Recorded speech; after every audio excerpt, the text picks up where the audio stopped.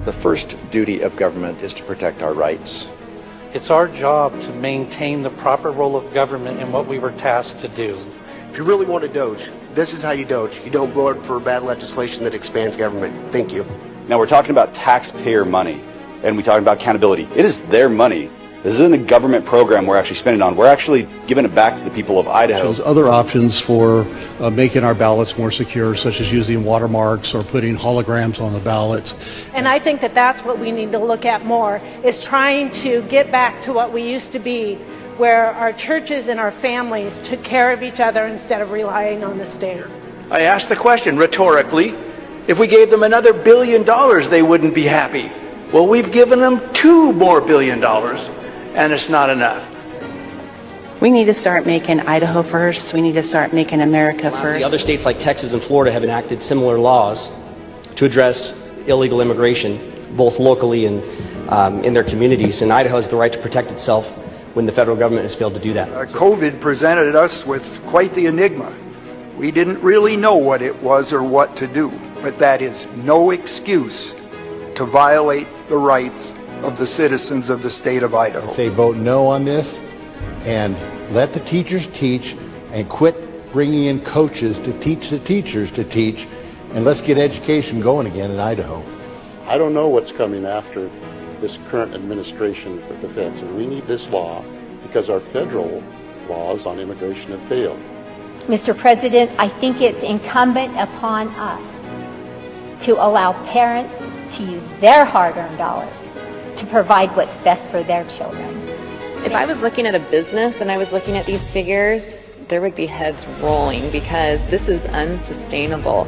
My concern is that the resilience of Idahoans who believe in self-reliance and self-responsibility will be eroded. We need to be protecting our First Amendment rights, not inventing ways to slowly chip away at them. The First Amendment and our freedom of religion, freedom of speech are our first liberties. They are so important. We don't have to rest without them. Yeah, watch it. Come on, guys.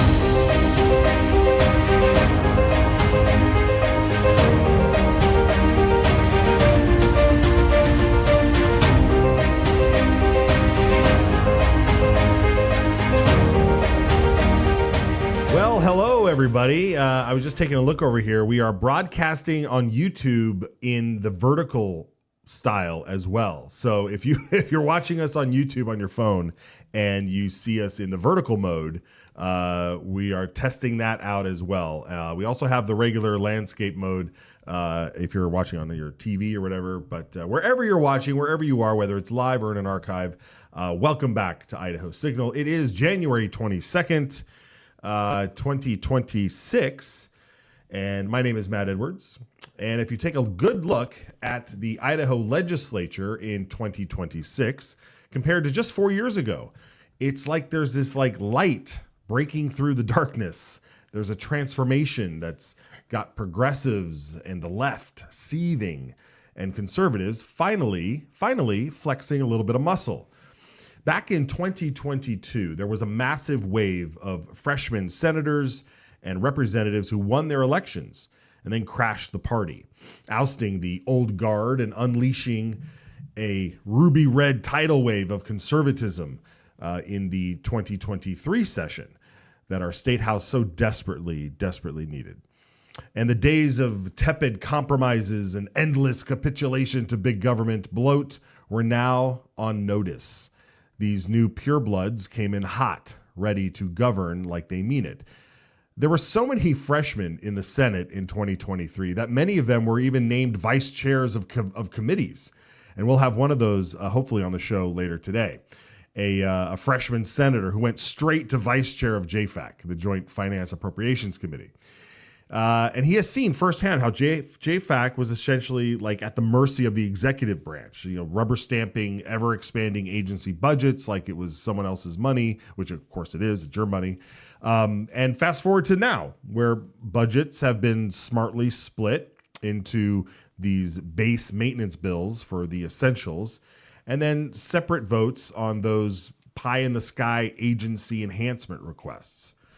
Add in the new co-chair, Representative Josh Turner, who's currently on a tour of House committees, schooling them on how their policy calls can slash spending and urging them to dust off the old legislation that's outlived its usefulness and gone rogue. Did I not say Tanner? Who did I say? I meant to say Tanner. Oh, Turner.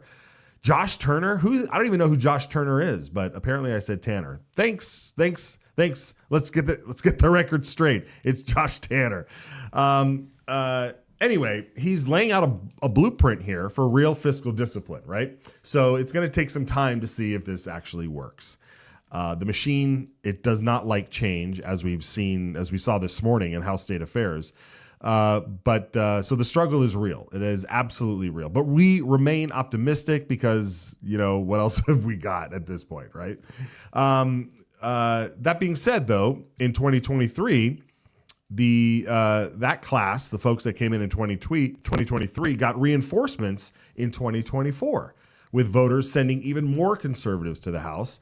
And that made the moderates finally read the room, hopping on board rather than just getting left in this dust of some forgotten Main Street as the conservative posse galloped off into the storm to fight big government bureaucracy, the Mount Doom of Boise. And man, did we see the wins pile up. Keeping men out of girls' restrooms and locker rooms to protect our daughters. Mandating age verification for these porn sites to shield kids from the graphic sexualness of what's going on there. Empowering parents to sue libraries that stock these grooming books in the kids section. Rolling out tax credits as an off-ramp for failing public schools. The Idaho Medical Freedom Act to guard against medical tyranny. I mean, so many things. Even being allowed to visit grandma in her assisted living home is now guaranteed. And so much more. I mean, these aren't handouts or half measures. They're hard-fought victories for personal liberty and family values. All because you, the audience, are paying attention. You're refusing to swallow the media's lies anymore. You're vigilant. You're asking tough questions. And you're still holding feet to fire when it comes to election time. And we have a saying here, give us your vote or give us your seat. Meaning if you don't vote to preserve our liberties and protect our families, you will be giving us your seat. But vigilance isn't about just being, it's not just about holding them to it. It's about giving them the tools they need to help, which is our praise for these guys. We give the stick and we give the carrot, right? We have to praise these conservative legislators when they deliver. It's a job well done that makes things go a long way, right? Now, sure, there's some there that might falter here and there. No one's perfect. But if we're going to beat back the left and the progressivism and preserve our way of life in this great free state of Idaho, we must ride together. The 42 pledge signers in the legislature need encouragement, and they also need to know that you will hold them accountable. And we're going to have some folks on the program today. Hopefully, we have scheduled Senator Carl Bierke and Representative Joe Alfieri will hopefully join us. But right now, I think in the Senate, can we see what's going on in the Senate? The Senate is at ease. They're getting ready to do a program on America 250. Is so to speak. There's as we've heard. Can we hear? Can we hear a little bit? The Senate will return to the ninth order of business. Messages from the House of Representatives. The Senate is in the ninth order. Your President, Senator Ricks, we noted in this order of business. January 22nd, 2026. Mr. President, I transmit herewith House Concurrent Resolution 22, which is passed the House. For Acting Chief Clerk. House Concurrent Resolution number 22 will be referred to the 11th order of business for introduction. Mr. President, Senator Den Hartog. Mr. President, I ask unanimous consent that the Senate advance to the 11th order of business. Without objection, the Senate will advance to the 11th order of business. Introduction, first reading of bills. The Senate is in the 11th order. Mr. President. Senator Den Hartog. Mr. President, I ask unanimous consent that all bills on first reading be read by number, author, and title only, and the journal show they've been read at length. Hearing no objection, it is so ordered. In the House of Representatives, House Concurrent Resolution 22 by State Affairs Committee, a concurrent resolution stating findings of the legislature, declaring 2026 to be the year of volunteerism and the America 250 in Idaho Service Challenge, recognizing a theme song to celebrate America's 250th birthday, and encouraging all Idahoans to commemorate America's 250th birthday by signing Idaho's replica of the Declaration of Independence. Be it resolved by the legislature of the state of Idaho, whereas the Idaho legislature has invited all Idahoans to promote an awareness and understanding of the principles contained in the nation's founding documents, including representative government.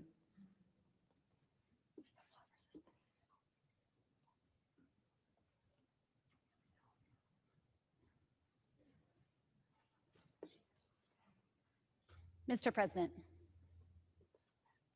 Senator Den Hartog. Mr. President, I move that all rules of the Senate interfering with the immediate consideration of HCR 22 be suspended. Mr. President, I second the motion. You've heard the motion.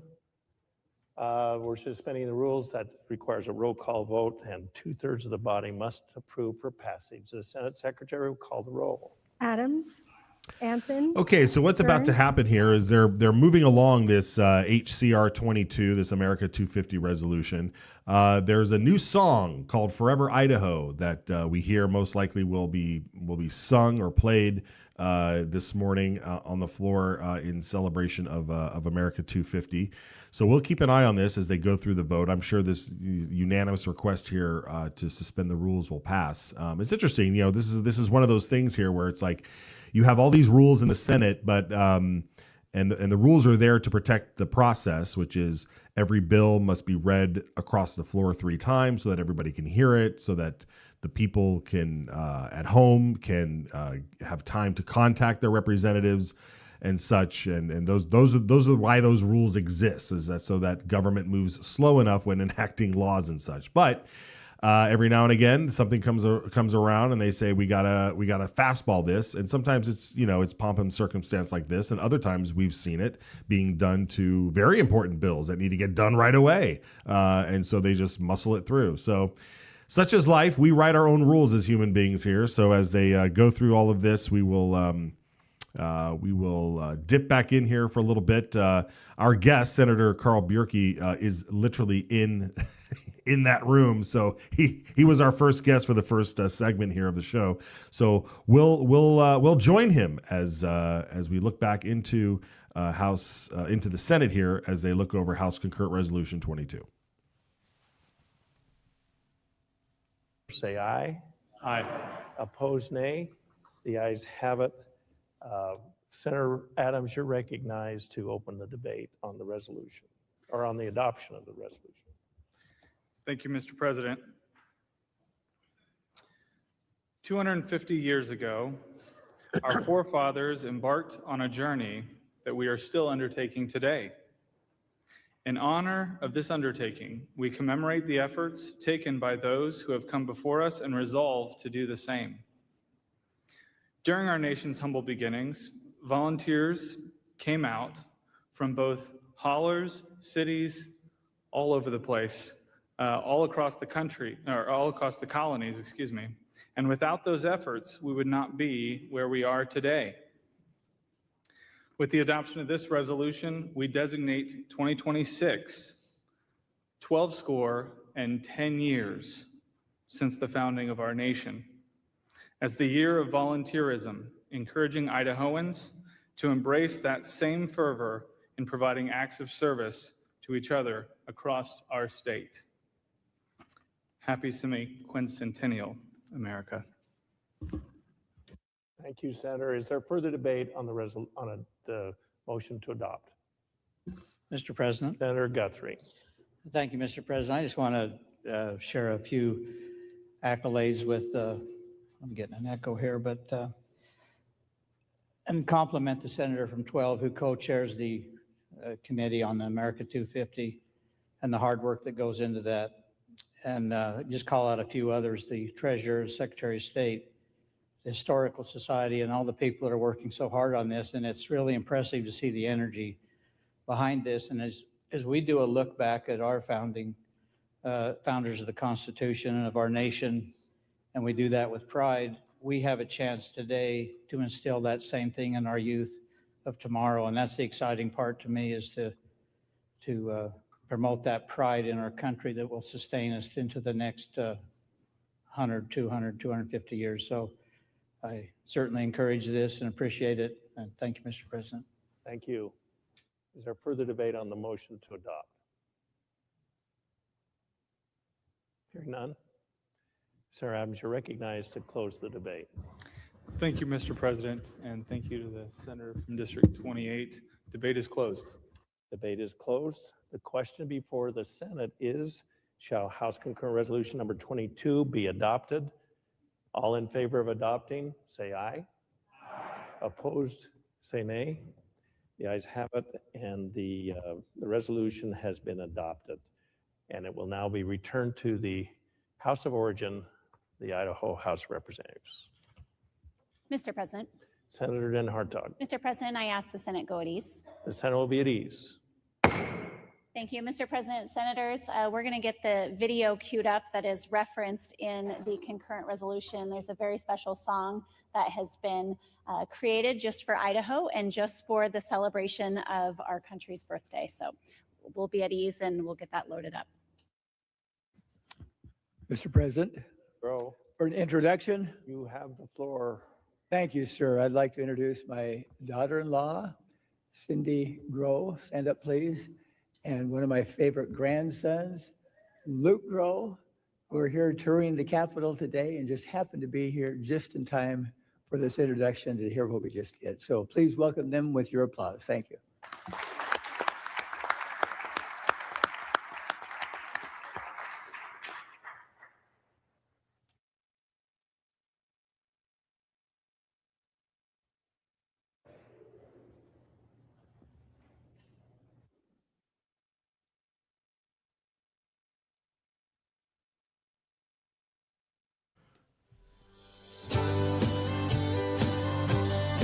Okay.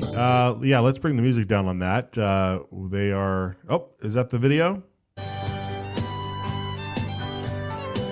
right, let's check it out.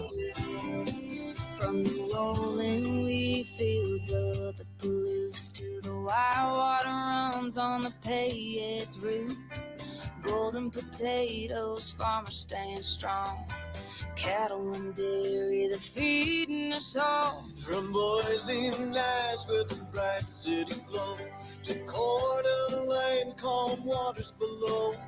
Steady buddy waves with a smile so white, sharing our story with American pride.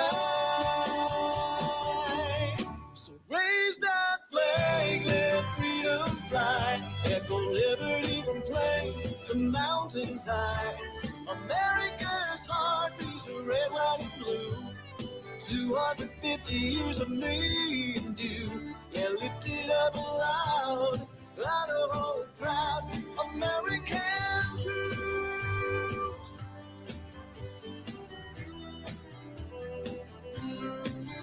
We've walked with Lewis and Clark on the trail, raised our families with stories to tell.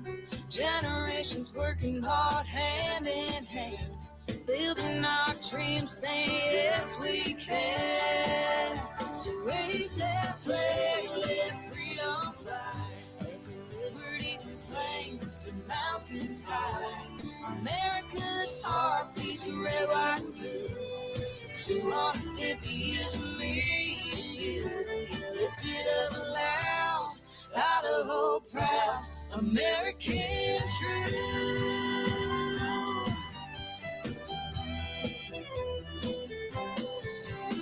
Church bells ring through the valley, yeah. Rodeo lights, what a life we share. As though perpetua forever we'll sing. God, land, and fan.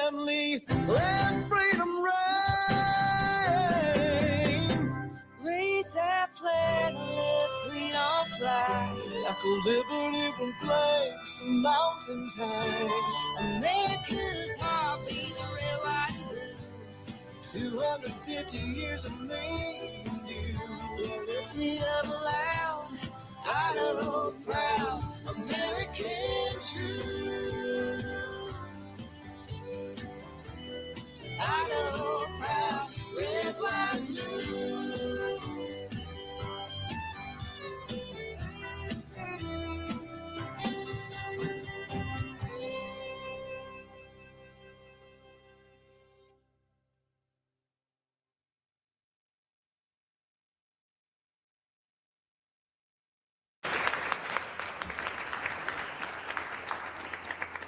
Mr. President, I'm just going to take a Senate privilege if the floor will allow.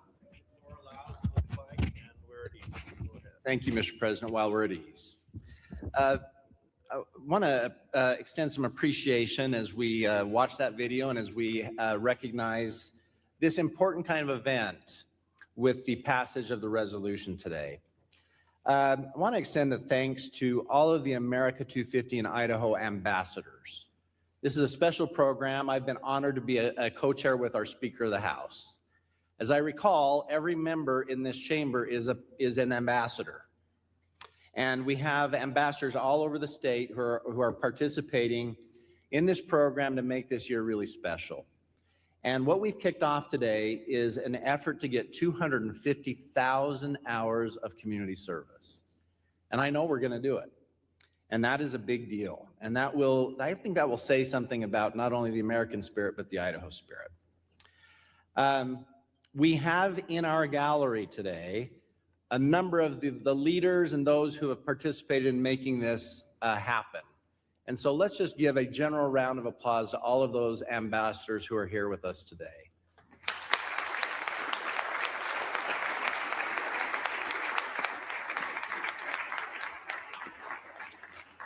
I would also like to recognize the America 250 Ambassador Band. You just heard them play, and they are here with us as well today. Their names are at the end of the credits of that music video you just saw. You will be given access to that file, senators, and we want you to share it all over the place.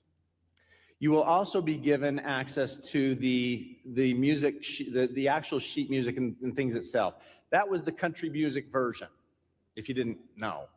I saw a senator dancing. I don't know if dancing's allowed on the Senate floor, but there are other versions. There will be choral versions. We want to get this out there and have it be part of the celebration. One of those singers is Ellie Mae, who is from my neck of the woods, and she's become quite famous, and we're proud of her. But they are here today, and we want to have them stand and be recognized. The musicians. Right up here. Hey, how are you? Thank you so much for sharing your talents with us. We extend our appreciation to those who are working on this year of volunteerism. We have service organizations from throughout the state who are here today. Jess Whiting and Treasurer Ellsworth are co-chairing this effort, and they are joined by our legisladies who are serving as honorary chair co-chairs, including my wife. Joelle, can you stand up? Treasurer, stand up. Treasurer, stand up, be recognized, please.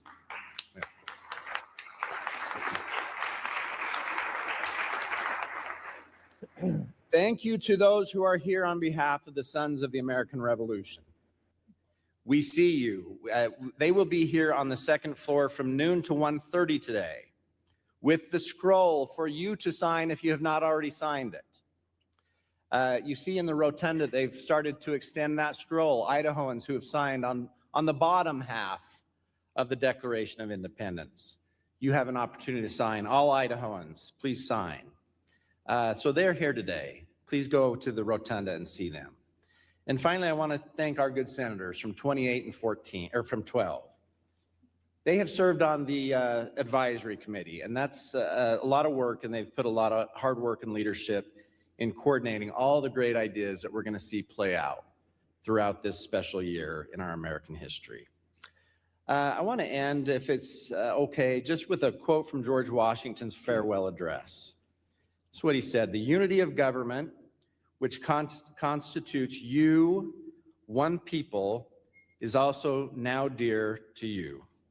As we celebrate America's 250th anniversary, this vision of unity feels especially fitting. Today, citizens across Idaho stand together with their elected representatives, one people, honoring our shared history and our shared responsibility for the future. Thank you, Mr. President. Thank you. Mr. President, Senator Adams. just for a brief comment, it's a little bit of a shout out too. In discussing these acts of service, I failed to mention that Idaho is leading the nation in just serve cities that have jumped on board to invest in these acts of service. So Idaho is quite literally leading the way in acts of service. Thank you. I'll take a privilege too. I was impressed with the song and the backdrop. We are blessed to live here, folks. Very blessed. The Senate will be in order. Mr. President. Senator Den Hartog. Mr. President, I ask unanimous consent that the Senate advance to the 15th order of business. Without objection, the Senate will advance to the 15th order of business. Miscellaneous business, the Senate is in the 15th order.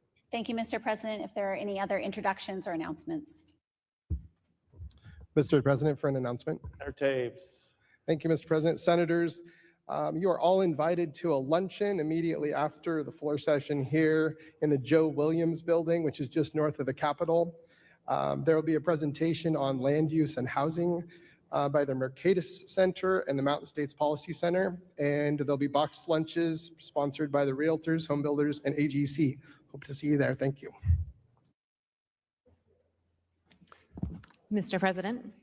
Senator Nichols. Thank you, Mr. President, for an announcement. You have the floor. Thank you.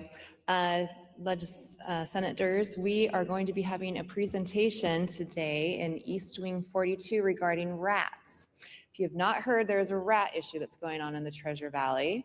And so we are going to have the Department of Agriculture there, some of our commissioners, some of the pest control for our, Ada County, and they're going to be talking about what we need to be doing about this rat issue. So that will be in East Wing 42 from 3 to 4 o'clock. We'll also have a Q&A, so you are all invited to attend. It will also be streamed, so if you want to let your constituents know, it'll be on there too. Out in rural Idaho, there's a lot of good ideas that work for rat removal.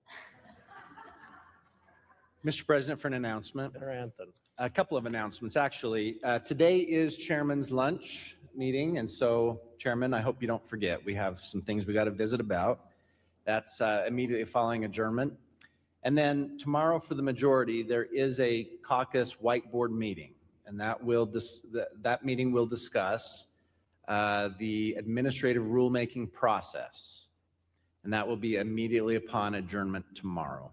Thank you, Mr. President. Thank you.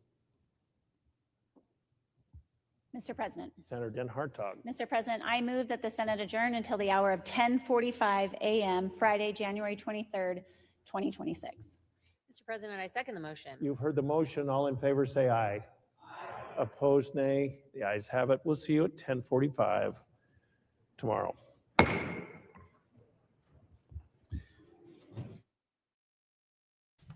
Well, there you have it, folks. We got the song that's out there, Forever Idaho. Apparently, it's going to be public domain, so we can have many different versions of it. If you want to do something different, go right ahead, I guess. Okay, we're going to release Senator Carl Bierke. You heard that there was a free lunch happening, and we don't want to deny the senators the opportunity to go get a free lunch. So we'll reschedule with Senator Bierke and have him come on to discuss his time on JFAC. You know, how it went from being this to maybe moving in a different direction with Representative Josh Tanner at the helm alongside Grow as co-chair of JFAC. So we'll definitely have him back on to reschedule that. Okay, here's what we're going to do. We're going to talk about my favorite thing, and I'm going to get this one. This is the pecan salt. This is the American Smoke Company. And you can find them at americansmokeco.com, americansmokeco.com. And but they craft this stuff right here in the U.S. It's Pacific Ocean sea salt, and it's smoked with all of those fine woods that you're looking at right there. I have in my hand the top one, the pecan salt. This one was smoked for 14 hours. It delivers a sweet, mild, and light smoke flavor. This one's almost gone, folks, because this is the one I've used the most. It is so good. It's so fragrant. If you don't have time to like smoke your meats, or you don't have a smoker, maybe you're just not into smoking, but you still love that flavor. You cure your meats, brine your meats with this stuff. You know, put it on a steak overnight, you know, for a couple hours. Get ready for the next day, and then just cook your food. I mean, you can put it on veggies. You can just use it as you would normally use salt, right? And just except maybe like in your cakes and cookies. I don't know, maybe smoked cookies. Maybe if you put it in your cookies. I don't know. Try all sorts of crazy experiments with this, but I highly recommend you head on over to americansmokeco.com and pick yourself up some of these canisters of salt, of smoked salts. They are absolutely fantastic. They're so fragrant. Oh my goodness. And I can't talk more highly of them. All right, folks, we're going to take a short break. When we be back, Brian Allman will be on, and then possibly still Representative Joe Alfieri. So stick around. We'll be right back.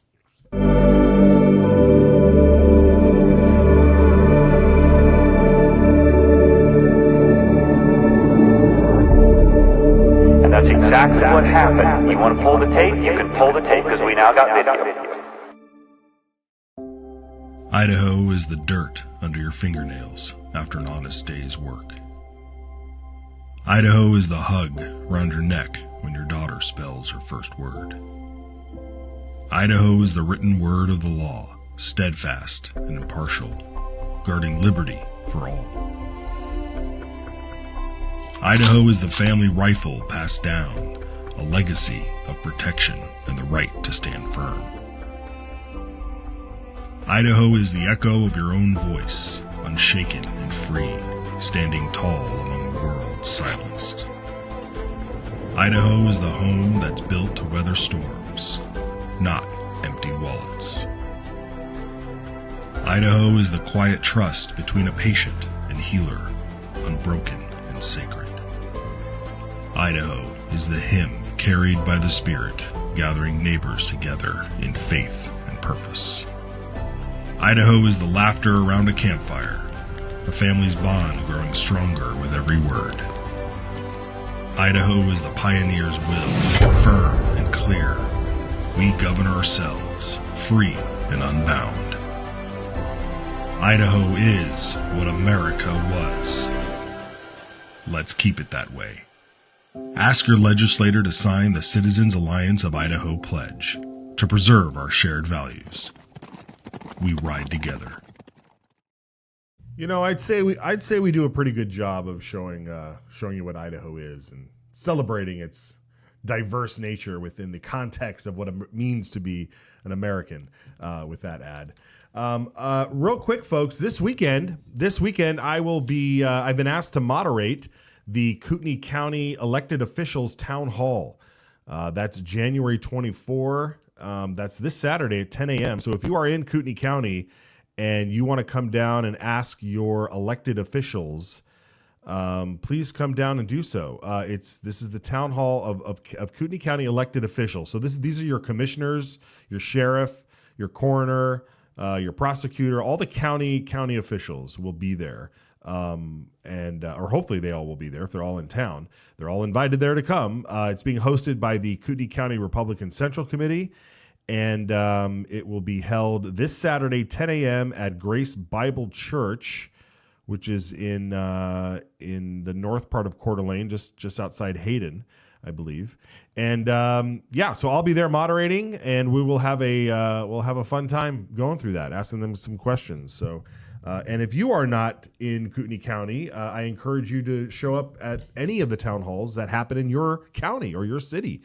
This is where you get to ask direct questions, get them on the record in public, and hold their feet to the fire, as we like to say.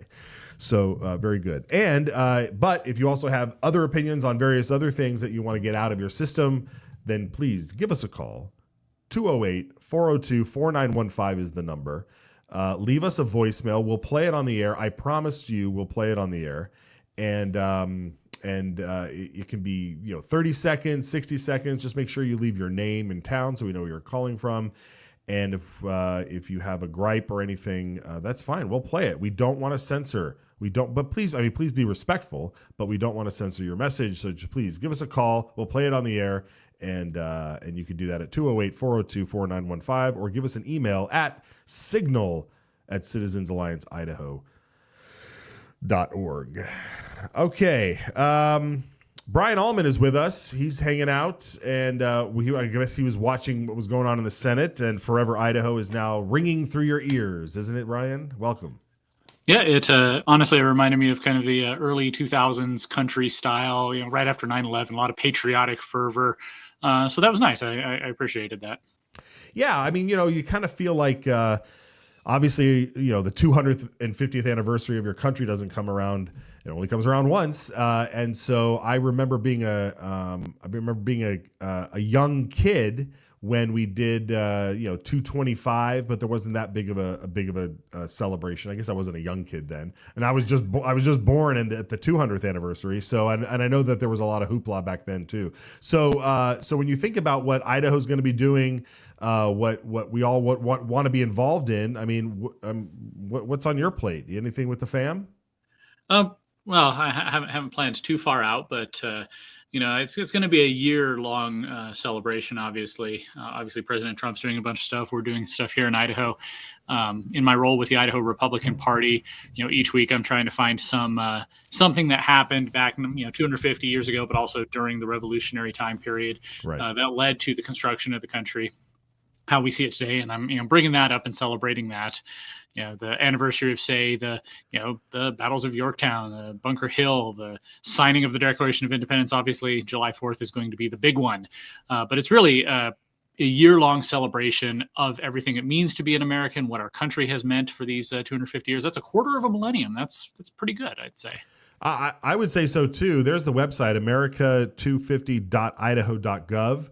To find out some local events that are scrolling around. You can go to events. Click that events button there, guys, and let's see what kind of events they have on this website. I mean, on this program, we always want to focus on the signal and getting involved and making sure you're holding the feet to the fire. But these things are important to get out into the community, get to know your neighbors, get to know some of the new folks that have moved in. Reconnect with some old folks, reconnect with people that are different than you, and just find common ground in celebrating America 250. So yeah, looks like there's a whole list of different things on here that you can go check out. The Philharmonic, let's talk about it, America 250. So yeah, and those are the things that are going on this month, and like you said, all year round. So very nice. Okay, Brian, let's get back to business though. I kind of want to go over, obviously, JFAC. We're always paying attention to JFAC in the budget and see how these budgets are going to lay out today. Today, they were talking a lot about Medicare. Any big highlights that you saw out of the discussion there? Well, it was a complex discussion. You had the LSO budget policy analyst and then the deputy director, Sasha O'Connell from DHW, Department of Health and Welfare. She manages the Division of Medicaid, which is... apparently they have over 300 employees in this one division, and its purpose is to, run all these different welfare programs, including Medicaid itself, Medicaid expansion, which is a separate program, and a few other smaller ones. And my goodness, it's complicated. It's a lot of money flowing through it. I think this is actually the highest single budget in the entire Idaho state budget. $5.2 billion, she said. That's a huge amount of money. That's already an inconceivable amount of money. And yet every year we, along with the federal government, which is also we, spend that much money on this one program. And so there's a lot of discussion. You have the Republicans, most of the Republicans are asking questions like, how do we better manage this? What's the department or what's the division doing to get people out of the system so that they don't need to be subsidized? Meanwhile, the Democrats were asking lots of questions about how do we raise revenue so we pay for more, because Senator Wintrow, the Democrat, was talking about how we need public testimony so that we can have more people come in here crying and upset about these programs that are being cut. Obviously, pushing the emotional buttons there to say that we need, instead of cutting programs, we need to raise taxes. Yeah, and how come they never invite folks that are just crunched by taxes, right? Oh my God, my taxes. That's always the question. Yeah, well, I mean, where's the folks who are the retirees who are crushed by, and not even the retired, just the elderly that were crushed by their property taxes after they paid off their home 10 years earlier. They're still paying rent on their property. Anyway, yeah. So yeah, we're going to continue to watch that and see what's going on. And I believe Senator Groh was chairing the committee today, right? Was Tanner there, or was he still? I think he might have been speaking to another committee. I Right. did not see the camera. I was sitting at home this time so that I could watch multiple committees at once. Yeah. Because when I'm there, you look there, he's not there. I know he's been going around talking to a lot of the other committees, health and welfare, and revenue and taxation, basically telling them, hey, it's your job to cut your budgets, which is pretty good to hear. So yeah, obviously as the Senate and House co-chairs, they alternate days which one gets to chair the meeting. So with Senator Groh chairing, there weren't quite as many fireworks as yesterday with Representative Tanner. Right.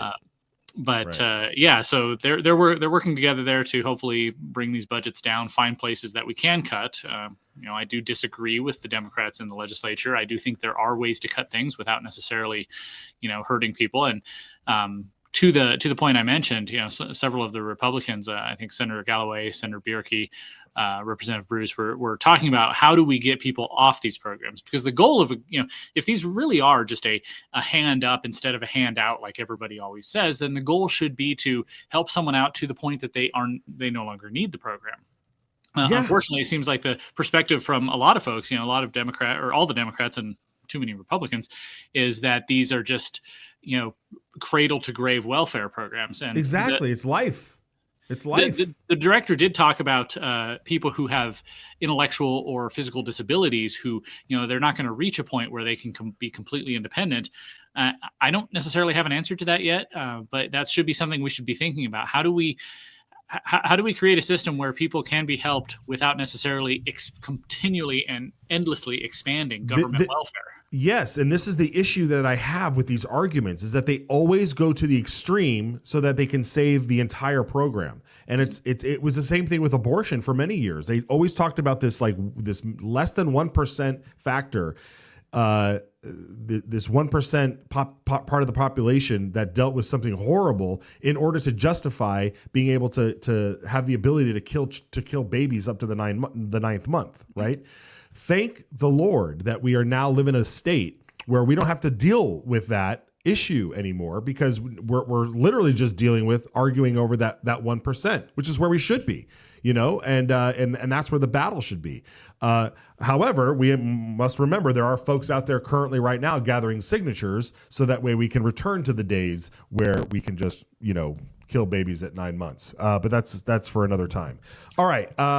So the House Judiciary Committee met yesterday, and this committee and the State Affairs Committee are usually where you find a lot of these controversial, bills, whether either dealing with crime and criminals and that sort of thing, or just the social issues.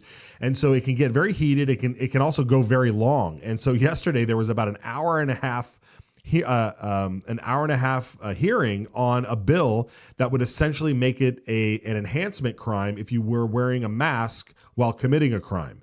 And so this went on for about an hour and a half, and we clipped out the whole thing. We uploaded the whole hearing. So if you want to watch this thing from soup to nuts, you can go over to the YouTube channel or Rumble and watch the entire hearing. It's fascinating to listen to these arguments, especially because of the nuanced arguments, Brian. And excuse me. So we have a clip here. We're going to have Representative Joe Alfieri on as well. hopefully.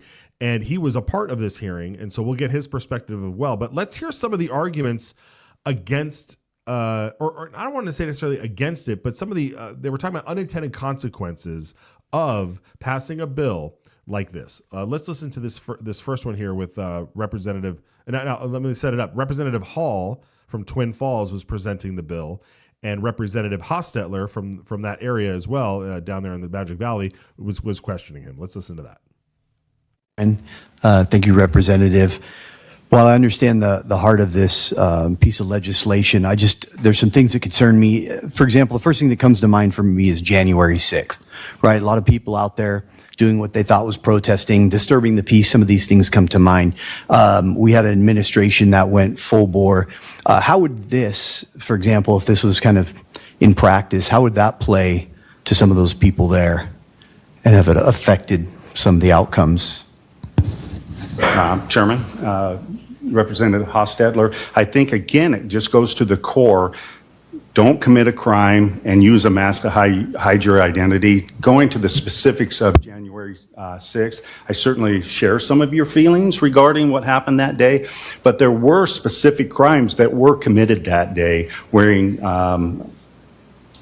disguises and the like, and it certainly could be used for those. But again, it comes down to the discretion of the prosecutor asking for it and the judiciary utilizing it. Okay, Brian. So that was kind of like the debate, right? Was the fact that we were trying that it seems like the bill is trying to give the discretion to the prosecutors and so forth, to the system, to say when and where they would use this enhancement law. Right. So as the bill is written, if you go commit a crime, whatever it is, wherever it falls on the scale of minor crimes to major crimes, and you're put before it, you're indicted, and the prosecutor says you did this, and this is the sentence we want, and you get convicted, and you get that sentence. What this would do is give the prosecutor the opportunity, then, if you were wearing a face covering of some sort during the commission of that crime, to add in an enhancement. Say, well, okay, we got this penalty, but now because you wore a mask with it, you get another year or another $2,500 in fines.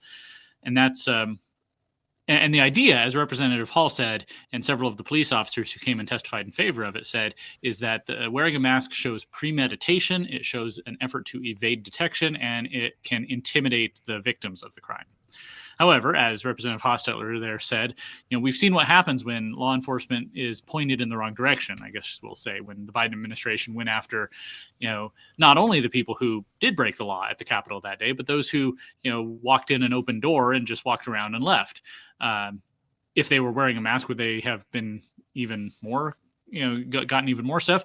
At the heart of it, I guess, is, do we trust prosecutors to be very wise with tools that the legislature gives them? Right. Yeah. And I think that's the argument that Representative Joe Alfieri made. Let's watch his clip, because I know he'll be joining us here in just a minute. Let's watch Representative Joe Alfieri. Some comment. First of all, about laws being used improperly.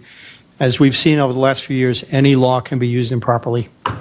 You can, I'm told that if you're a good prosecutor, you can indict a ham sandwich. So I don't think that's a good argument to not proceed with this law. But I want to go to the core of this, and that is, I think, the core is, the question is, why would anybody wear a mask? Well, you wear a mask to conceal your identity. And the reason that you want to conceal your identity is because you know in your heart that what you're doing is wrong. Whether it is legally wrong or morally wrong, you know that the act that you're about to commit is wrong. So you don't want to be identified, and that's why you put a mask on. So we need to have something that addresses that, and this law addresses that. Very good. All right. Well, hopefully to expand on that, we have Representative Joe Alfieri with us now. Representative, it's good to see you, my friend. Always a good guest on the program. Welcome back to 2026 session. It was a long day for you guys yesterday. It did turn out to be a long day, yes. I was surprised. I wasn't sure it would go that long. Yeah. Good to see both of you, Brian, as well. Nice to see you. Great.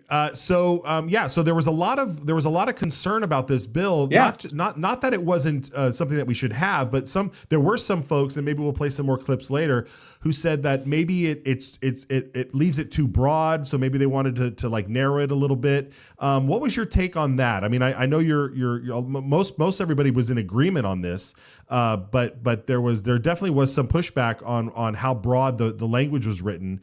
And what was your reaction to that?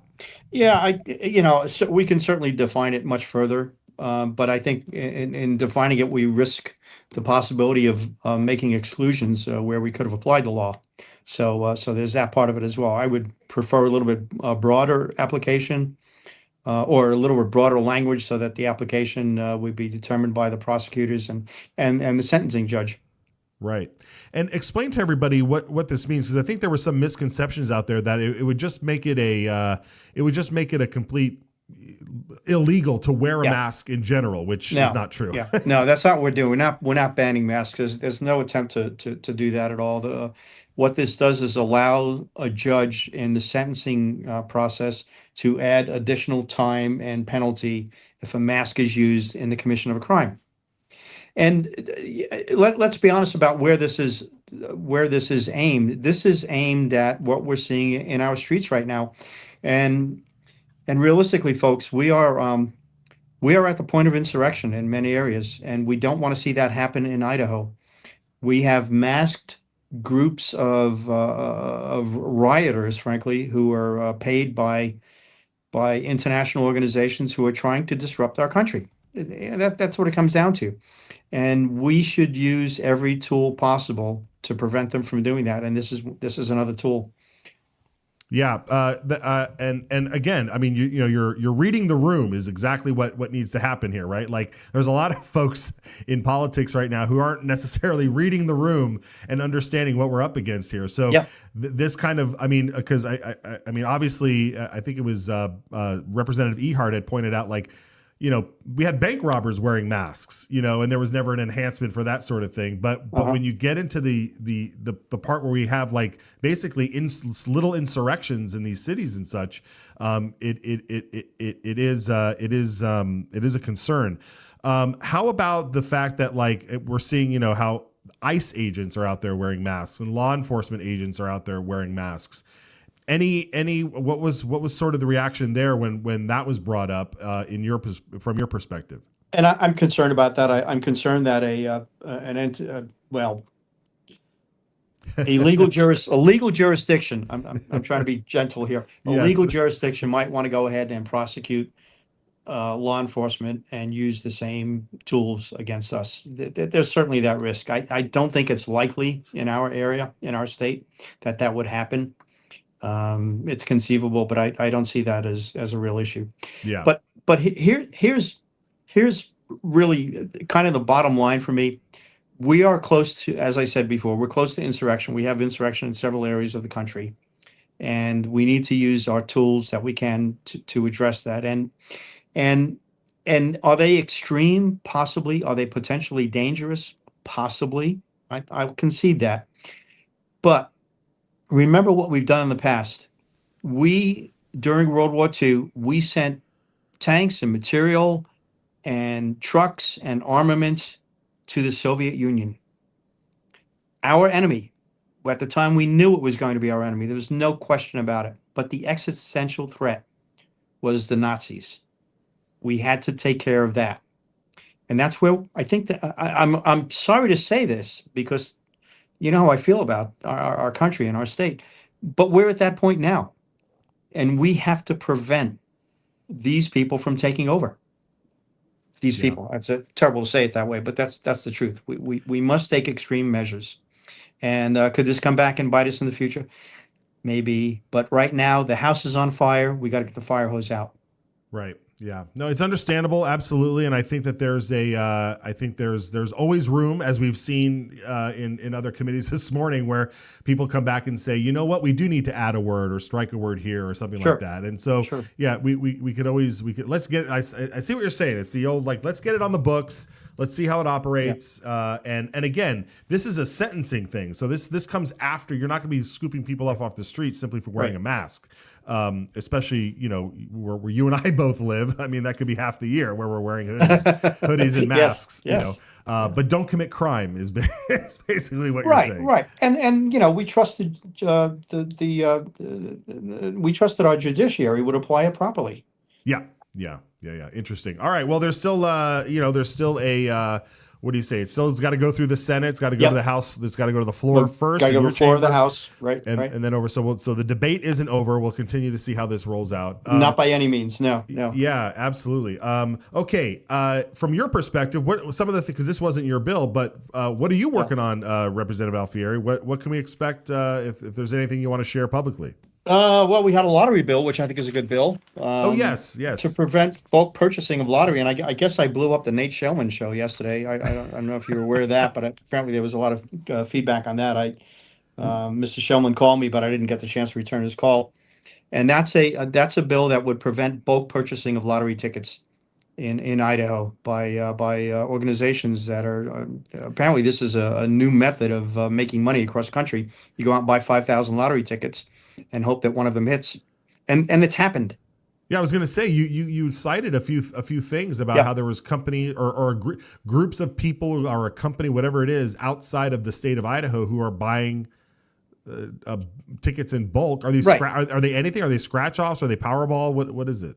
It's a combination of both, but they tend to go for the larger ticket items. Okay. And not the Powerball, but the $1 million prizes.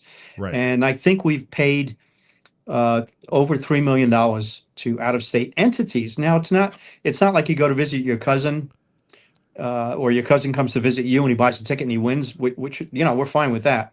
But to go in and scoop up all of the tickets from a local convenience store, hoping that they're going to win, is just not right. Because it does two things. First of all, it takes the money out of our state, which we're hoping that it will stay here. But you're preventing other people from taking advantage of the lottery and possibly winning some money.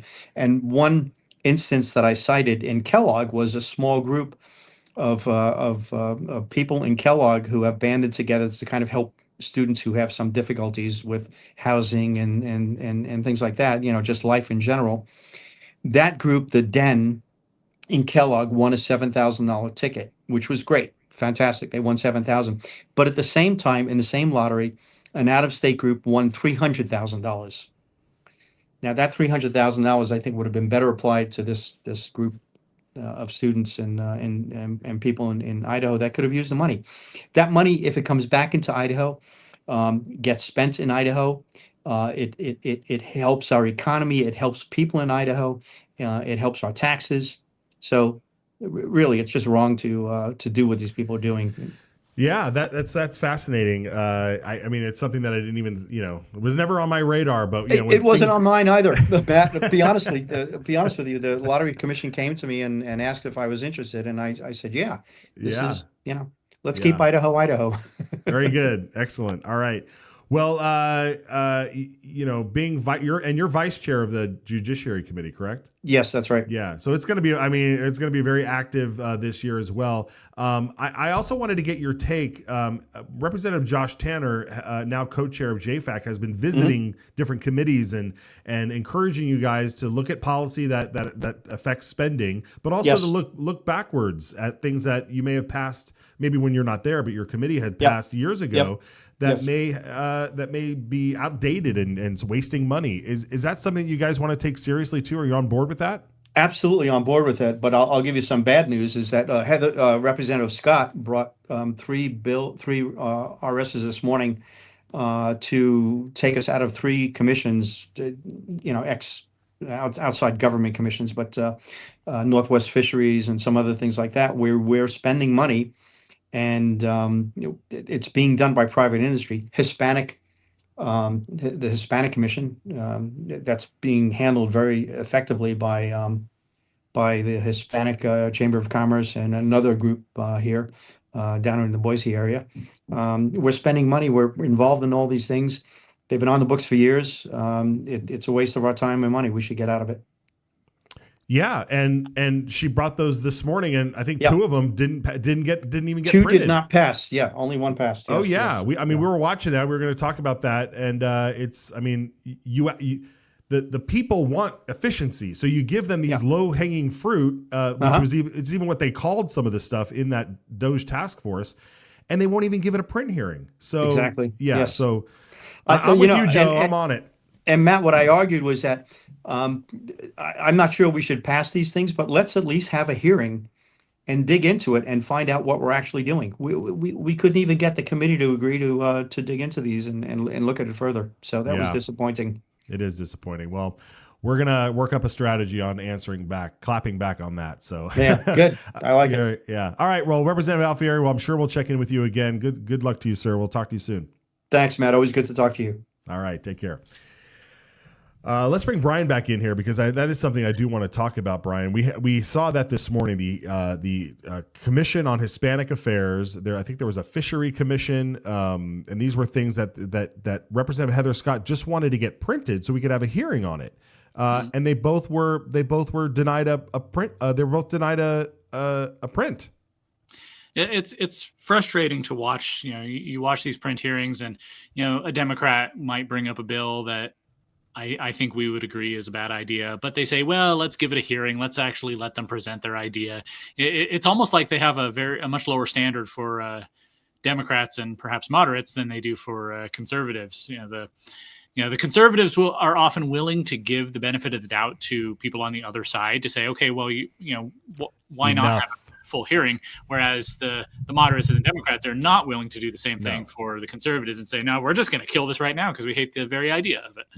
Yep. It's so true. And I'm sick of it. And they're going to hear from us because what happened today in that committee with those people who voted no on that, and maybe there's reasons, maybe 1 or 2 of them will come back and look a little bit differently so that they can do it the way they get a bigger consensus. But that being said, like, this is the will of the people, folks. We clearly, all the polls show, and you do not vote for this stuff. We're coming for your seat. That's it. It's all there is to it. Brian, we're going to leave everybody with some good news, though, because Representative Elaine Price was presented the resolution to put the repeal of the Blaine Amendment on the ballot. She presented that this morning in the House State Affairs Committee, and it passed, I think, with a unanimous vote. So at least we're going to have another hearing on this Blaine Amendment. I do want to leave folks with that clip this morning because I want you all to hear it. So Brian, where can people follow you? Just so we get that out of the way. Head over to gemstatechronicle.com. I didn't get an article out yesterday. Been pretty busy this week, but there's a lot of stuff I'm working on. There's the Boise Public School enrollment numbers. There's this Medicaid stuff, the Medicaid budget I want to dig into further. And there's a lot of little things like this Blaine Amendment thing is not a little thing. It's a big thing. But it's just, the ball is just now getting rolling. So I'll be looking at that as well. Yeah, absolutely. All right, Brian, good to see you, my friend. We'll see you tomorrow for the Friday show.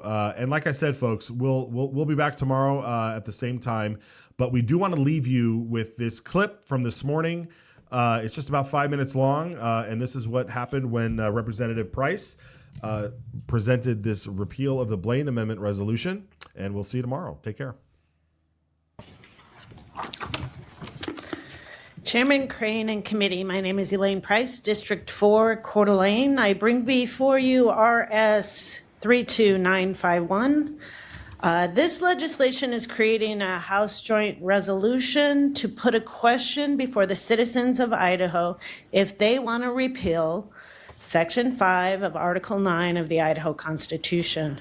This section is prohibition of sectarian appropriations, or the Blaine Amendment. A recent court case in Idaho has shown not only is the use of the Blaine Amendment by the state discrimination, it also puts the state decision makers in a position of choosing to uphold the Blaine Amendment or the U.S. Constitution. When they choose to uphold the Blaine Amendment, the state loses in court under the U.S. Constitution. Again, this resolution would put before the state electorate a repeal amendment. We do not make this decision in this body. I ask you to introduce RS 32951, and I stand for questions. Thank you, Representative Price. Are there questions? Representative Skog.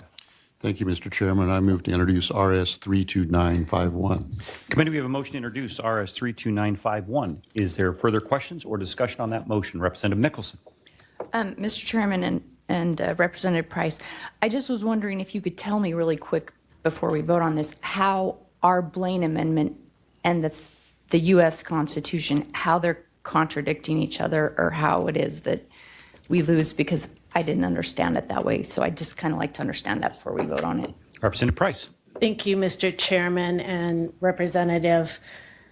What happens with the Blaine Amendment is we're discriminating against a religious class. It discriminates against, right now it's being used against Christians. So when we implement the Blaine Amendment, it discriminates because we're choosing to not allow Christians to do something that we allow other people to do.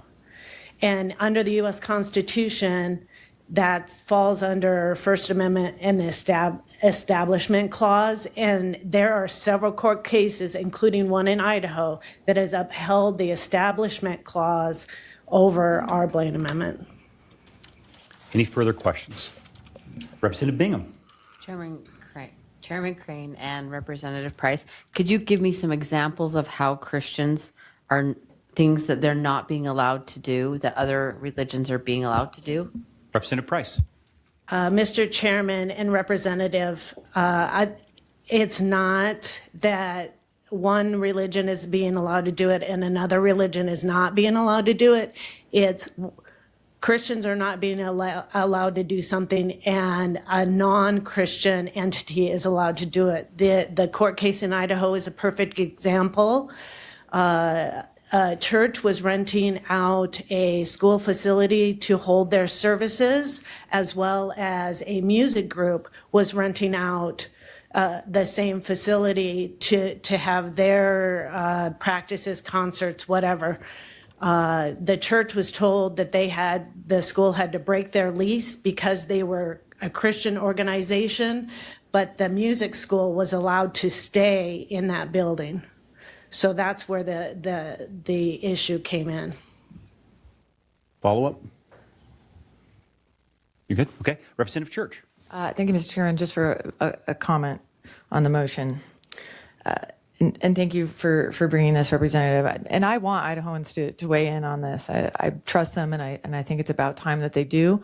And I really hope that we have a robust effort to inform Idahoans about the Constitution and about this, particular amendment. So, Committee, we have a motion to introduce RS 32951. All in favor signify by saying aye. Aye. Opposed, nay. Motion to carry will be done. Committee, that completes our work for today. We'll stand adjourned. This bill, I think, it puts a stake in the ground that says we have a sovereign right to protect what's ours.